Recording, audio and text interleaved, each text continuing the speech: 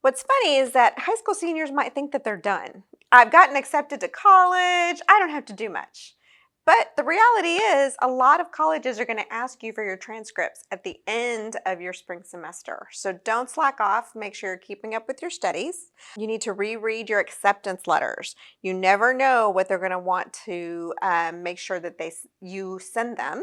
They may require a mid-year report. So you might just make sure you go through your acceptance letter just to make sure that you have everything covered.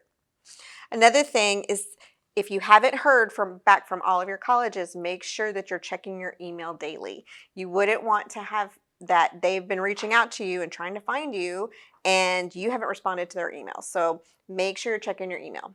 Maybe you haven't heard back from all of your schools. Maybe you're getting a little nervous. It's not too late to apply to some more colleges. A lot of colleges don't have deadlines till maybe February 13th or maybe even a little later. So you can go ahead and keep searching for some of those schools if you haven't gotten into your safety schools yet. Don't forget to fill your FAFSA and TASFA. Make sure that you get that in. You should have already gotten that in by now, but in case you haven't, you need to go ahead and do that. You need to be searching for scholarships.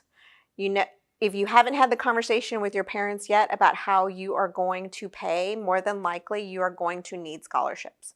You're going to need more funding. You can find these on College Board, and they will have all kinds of parameters based on your degree, based on your economic status. There's a lot of parameters you can put in there.